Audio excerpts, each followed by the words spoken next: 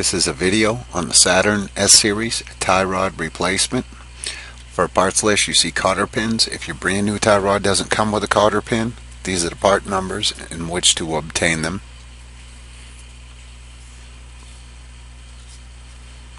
Now if you notice, I've already removed the tie rod cotter pin. And if you look at this boot, it's torn.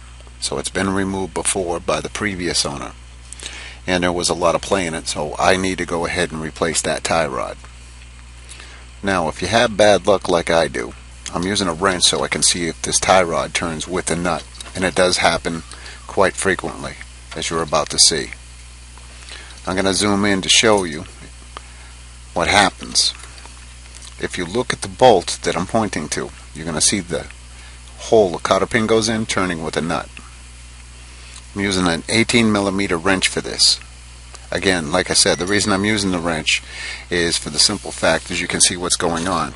So I'm going to try using a high-speed impact wrench to remove this. And as you can see, even putting tension, a little bit of tension on it, still not getting it to come off. So what I'm going to have to do is put more tension on it with a pry bar. While keeping tension on it, you can use your impact wrench. It can be 1/2 inch or it can be 3/8. I prefer the 1/2 inch, it's got more speed. And it'll just pop right off. Just like that. Now what I'm going to do here, you normally don't do when you have a bad tie rod. I'm going to pull a boot off. And that can be simply removed with just a pair of pliers. And the reason I'm pulling a boot off is I want to actually see what it looks like in there. And I want you to hear the sound that it makes.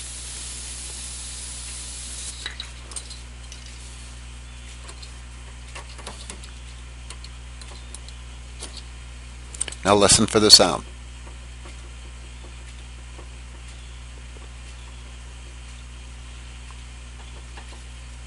Normally this isn't how you check a bad tie rod, but I'm just giving you an example. You notice there was no grease in there. Now you want to put it back up in there, and of course you want to put your wrench on it. I put the nut on it so it don't fall back out like it just did a little bit ago on me. Now you're just going to back this nut out just enough to get it a little bit loose. You don't want to go too much because you're going to end up having to do a front end alignment if you back it off too much and don't get it relatively in the same place. Most people get a front end alignment when they end up doing this tie rod replacement anyway. You don't have to. That's up to you. Now this should just unscrew, as you can see, rather easy.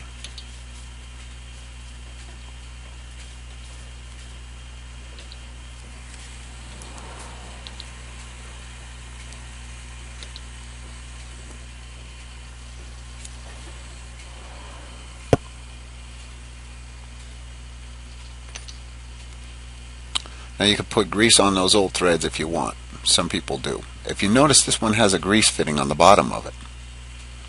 This is the new one. The old one doesn't have one, unfortunately.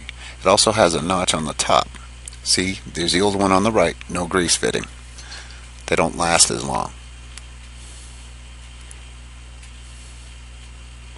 See the notch on the top? No room for a cotter pin, unfortunately. Now if you look at the old one, it's got a hole in it for a cotter pin.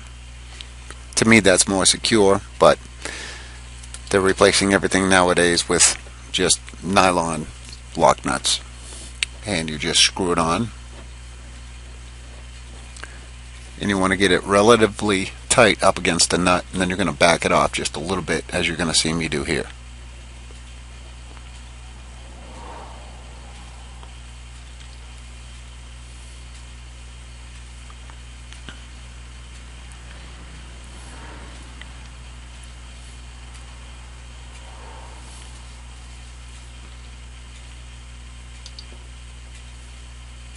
Comparing the sizes, they're both the same length.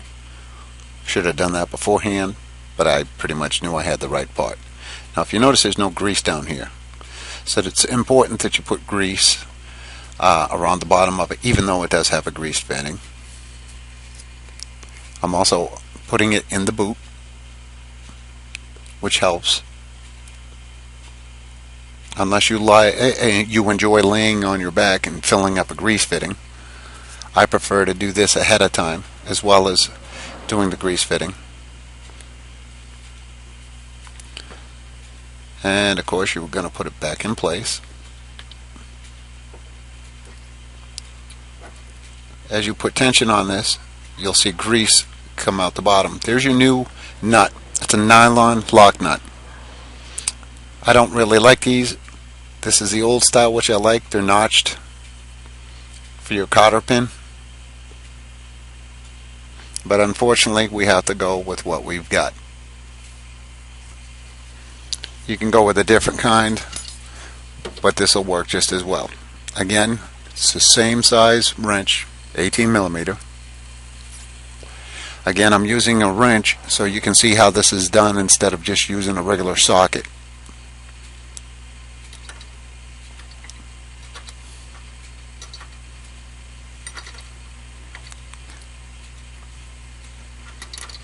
Now if you notice, as I tighten this up, you'll see the grease start to come out the bottom of the boot. And that's what you want. That's forcing that grease down in there where it belongs.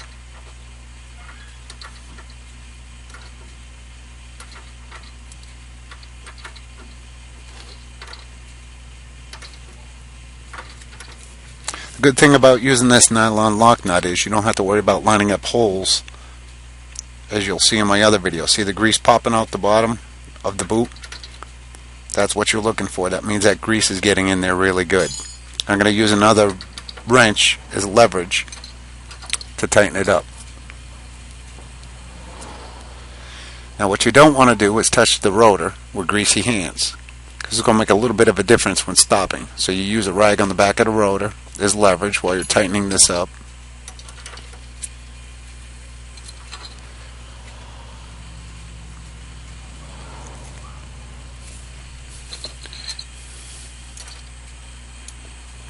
As you can see, this is fairly easy, nothing to it.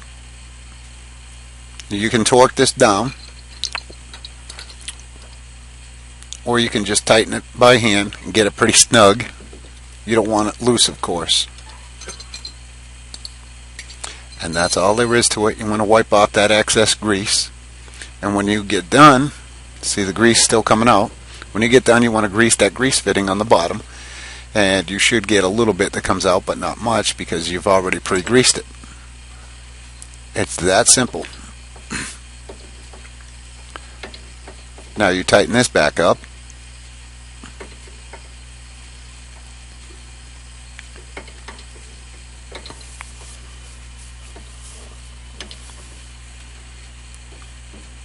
And hopefully, if you've done this right, your steering wheel will be straight and you won't have to get in alignment.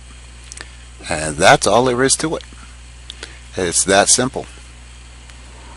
Short, sweet, and right to the point. Hopefully this helps somebody out.